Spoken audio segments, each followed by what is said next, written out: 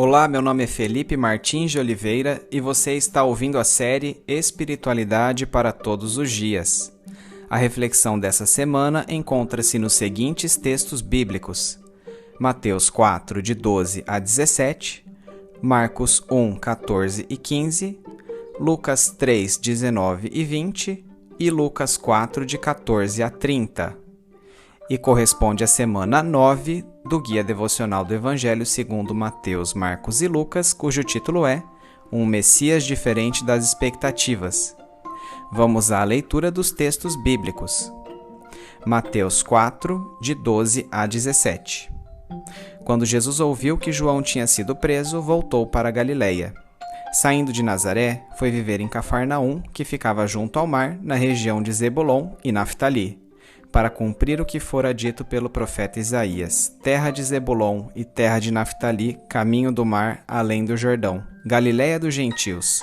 O povo que vivia nas trevas viu uma grande luz. Sobre os que viviam na terra da sombra da morte, raiou uma luz. Daí em diante, Jesus começou a pregar: arrependam-se, pois o reino dos céus está próximo. Marcos 1, 14 e 15. Depois que João foi preso, Jesus foi para a Galileia, proclamando as boas novas de Deus. O tempo é chegado, dizia ele. O reino de Deus está próximo, arrependam-se e creiam nas boas novas. Lucas 3, 19 e 20. Todavia, quando João repreendeu Herodes, o tetrarca, por causa de Herodias, mulher do próprio irmão de Herodes, e por todas as outras coisas más que ele tinha feito, Herodes acrescentou a todas elas a de colocar João na prisão. Lucas 4, de 14 até 30. Jesus voltou para a Galileia no poder do Espírito, e por toda aquela região se espalhou a sua fama. Ensinava nas sinagogas e todos o elogiavam. Ele foi a Nazaré, onde havia sido criado, e no dia de sábado entrou na sinagoga, como era seu costume, e levantou-se para ler. Foi-lhe entregue o livro do profeta Isaías. Abriu-o e encontrou o lugar onde está escrito: O Espírito do Senhor está sobre mim, porque ele me ungiu para pregar as boas novas aos pobres.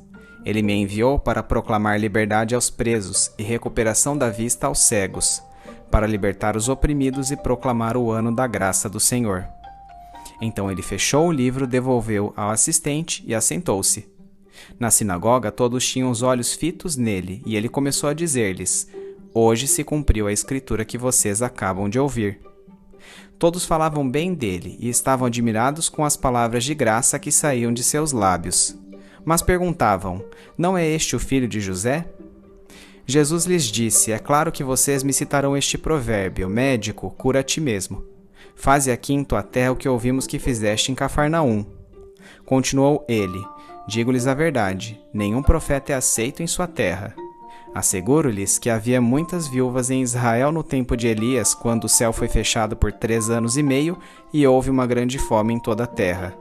Contudo, Elias não foi enviado a nenhuma delas, senão a uma viúva de Sarepta, na região de Sidom.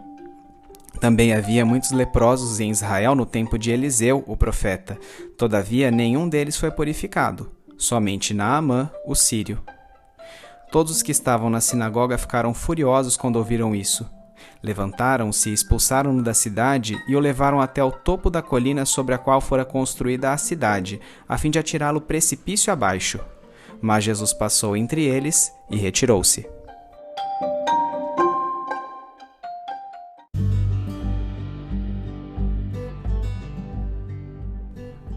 Herodes Antipas se casara com a filha de Aretas IV da Arábia, mas se divorciou dela para contrair união com sua sobrinha Herodias, que já era esposa de seu irmão Herodes Filipe. Por este fato e por todas as perversidades que cometera, Herodes Antipas foi repreendido por João Batista. A resposta do monarca foi a de aprisionar João. Ao ouvir que João Batista tinha sido preso, Jesus decidiu dirigir-se de Nazaré, onde vivia, para a cidade de Cafarnaum, situada na província da Galileia. Entre os acontecimentos de Mateus 4:11 e Mateus 4:12, entretanto, temos um grande hiato que a narrativa do Evangelho de João preenche com os seguintes eventos: o casamento em Caná e a transformação de água em vinho, uma viagem a Jerusalém para a primeira Páscoa, quando também ocorreu a primeira purificação do templo, a conversa com Nicodemos, o último testemunho de João Batista, o ministério de Jesus em Samaria, uma breve viagem à Judéia, seguida da volta a Caná, na Galileia, onde realizou a cura do filho de um oficial do rei, e, por fim, outra viagem a Jerusalém, provavelmente para a Festa das Semanas, quando ocorreu a cura do paralítico do tanque de Betesda. Cafarnaum estava próxima a duas outras localidades, Zebulon e Naftali, situadas respectivamente a norte e a oeste do Mar da Galileia. A presença de Jesus nestas terras cumpriu uma profecia de Isaías. Zebulon e Naftali eram terras desprezadas pelas autoridades religiosas por se situarem próximas das fronteiras com locais gentios. De fato, nos tempos do rei Salomão, 20 cidades destes lugares haviam sido anexadas ao reino de Tiro. Desde então, tais agremiações foram incapazes de manter a pureza étnica e religiosa, inclusive por ocasião do retorno do exílio babilônico. Mesmo assim, Jesus contemplou a desprezada região com sua presença e suas obras, conforme a profecia de Isaías. A pregação de Jesus inicialmente manteve a mesma tônica da mensagem de João Batista, dizendo: "Arrependam-se, pois o reino dos céus está próximo." Após ter ensinado em diversas sinagogas das cidades da Galileia, Jesus se voltou à sua cidade, Nazaré. Acredita-se que Jesus tenha voltado a Nazaré depois de ter passado quase um ano ensinando pela Galileia. Num sábado, na sinagoga de Nazaré, foi dado a Jesus o livro do profeta Isaías. Jesus selecionou a passagem que diz: "O Espírito do Senhor está sobre mim, porque ele me ungiu para pregar boas novas aos pobres. Ele me enviou para proclamar liberdade aos presos e recuperação da vista aos cegos, para libertar os oprimidos e proclamar o ano da graça do Senhor." A passagem original de Isaías 61 alude ao ano do jubileu, que ocorria a cada 50 anos, quando os escravos eram libertos, as dívidas eram canceladas e as propriedades ancestrais eram devolvidas à família original. Suas palavras usam a figura do ano do jubileu como metáfora para a libertação do povo judeu da escravidão babilônica, mas Jesus ampliou seu sentido, estendendo esta liberdade à ação do Messias sobre o pecado e suas consequências em toda a humanidade. Após terminar de ler a passagem citada, Jesus fechou o rolo do livro de Isaías e disse: "Hoje se cumpriu a escritura que vocês acabaram de ouvir." Embora todos estivessem admirados com os ensinos de Jesus, questionavam sua autoridade messiânica. Isso porque conheciam sua filiação, o que se opunha a uma tradição rabínica que defendia que não se saberia de onde o Messias seria proveniente. Além disso, os habitantes de Nazaré desafiavam Jesus a fazer os mesmos milagres que ele havia feito em Cafarnaum. Jesus lhes respondeu que, assim como os profetas Elias e Eliseu realizaram milagres entre povos gentios, Elias com a viúva de Sarepta e Eliseu com o sírio Naamã, ele mesmo tinha estendido sua graça aos povos desprezados da Galileia, pois o modo como o povo judeu havia historicamente tratado seus profetas mostrava que nenhum deles é aceito em sua terra. A isto, os ouvintes de Jesus ficaram furiosos, expulsando da cidade, tentando inclusive atirá-lo precipício abaixo para matá-lo. De uma maneira que o evangelista Lucas não detalha, Jesus conseguiu escapar da turba furiosa e retirou-se dali. Duas são as razões da fúria dos nazarenos após o discurso de Jesus. Primeira, Jesus salientou a universalidade das boas novas da parte de Deus, as quais abriam a possibilidade de estender a salvação não apenas aos judeus, mas também aos povos gentios, fazendo com que os judeus se sentissem preteridos. Segunda, Jesus propositalmente suprimiu parte da profecia original de Isaías 61:2, que aborda o dia da vingança do nosso Deus.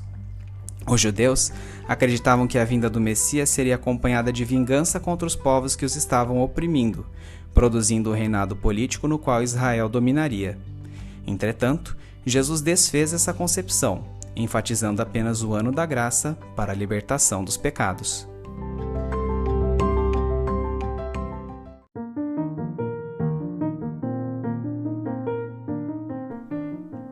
Aplicação prática. Nas passagens lidas, Jesus deu seguimento à pregação de João Batista acerca da chegada iminente do reino de Deus ou reino dos céus. Esta expressão é utilizada para indicar o favor e a presença de Deus, personificados pela figura de Jesus Cristo, entre os seres humanos. Jesus inaugurou este reino de Deus no período que Isaías chamou de Ano da Graça do Senhor. Não se tratava de um ano civil, mas da própria era messiânica, em que a salvação fora anunciada por palavras e obras miraculosas que somente o Messias poderia fazer. Embora a passagem de Isaías 61 realmente contenha a perspectiva profética de um reino político futuro que se concretizará por ocasião da segunda vinda de Jesus Cristo, em sua primeira vinda, tal governo não seria geográfico como ansiosamente aguardavam os judeus daqueles tempos. O reino de Deus seria espiritual, gerando nos seres humanos uma metanoia interior, que tem repercussões exteriores, produzindo paz, igualdade e justiça.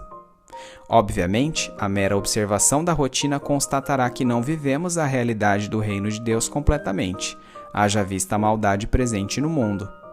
Anthony Roekim, em sua obra A Bíblia e o Futuro, pondera acerca deste aparente paradoxo sobre a chegada do reino de Deus por meio de Jesus Cristo e a persistência do mal entre nós.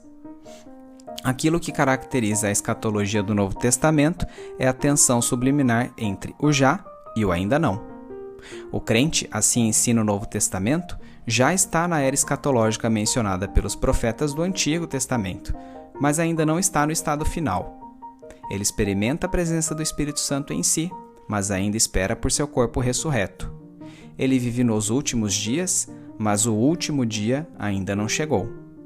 Percebemos que a compreensão da história que subjaz ao Novo Testamento pressupõe a existência dessa tensão. Continua havendo duas correntes de desenvolvimento na história, a do reino de Deus e a do reino do mal. Na verdade, o próprio reino de Deus, como uma realidade tanto presente quanto futura, só pode ser entendido à luz dessa tensão. A tensão entre o já e o ainda não está implícita nos ensinos de Jesus.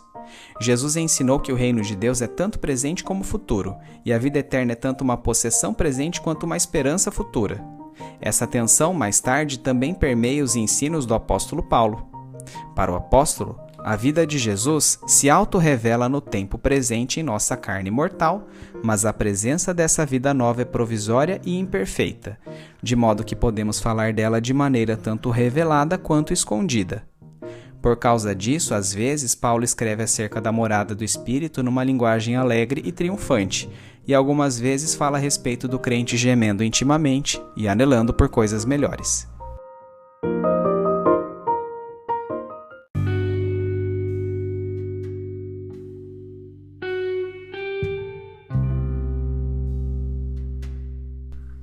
Trazendo da mente para o coração. Querido Deus, é maravilhoso perceber a luz trazida pelo Messias à Terra.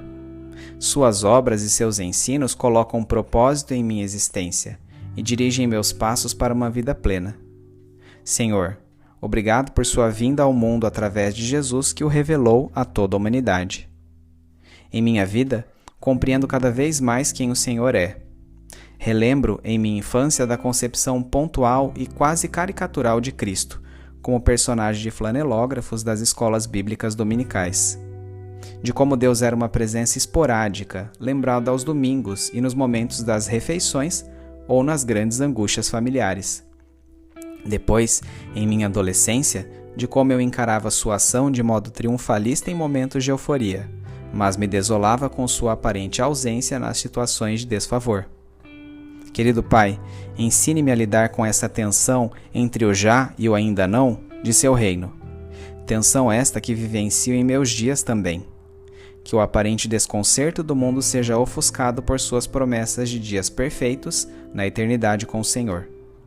Que o sofrimento de nossos dias esvaia-se diante da perspectiva de termos enxugadas de nossos olhos todas as lágrimas. Que nossas doenças e imperfeições sejam irrelevantes ante a incorruptibilidade do corpo ressurreto.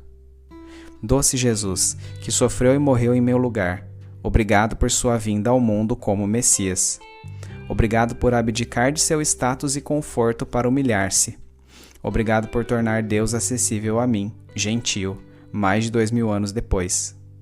Amado Espírito Santo, mostre Jesus diariamente a meu coração por vezes atribulado, renovando em mim as esperanças deste reencontro com o Senhor, pelo qual minha alma anela.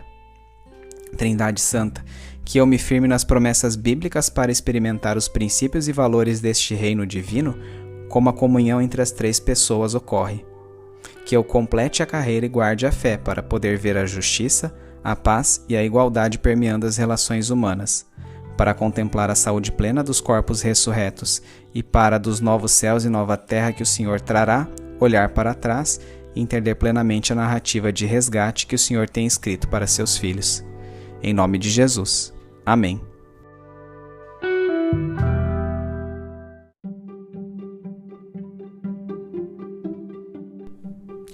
Medite mais sobre este texto ao longo da semana.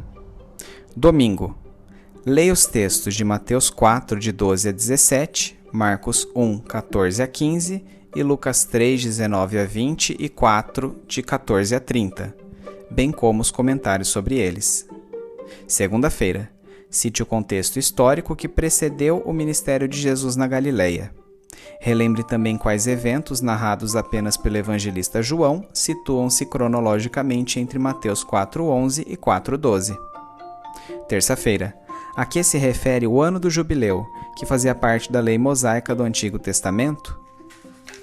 Qual é a relação deste ano do jubileu com as passagens de Isaías 61, 1 e 2 e Lucas 4, 18 e 19? Quarta-feira. Quais foram as duas razões da fúria dos nazarenos após o discurso de Jesus na sinagoga, a ponto de tentarem matá-lo? Quinta-feira. Relembre a tensão entre o já e o ainda não, que Anthony Roekima usa para referir-se à chegada do reino de Deus por meio de Jesus Cristo e à efetiva implantação de seus princípios que está escatologicamente prevista. Sexta-feira. Como você concilia esta tensão entre o já e o ainda não do reino de Deus, na maneira como você encara o sofrimento, em seu modo de viver e na urgência da pregação do Evangelho? Sábado. Quais as implicações práticas dos textos de Mateus 4, 12 a 17, Marcos 1, 14 e 15 e Lucas 3, 19 e 20 e 4, de 14 a 30 para a sua vida?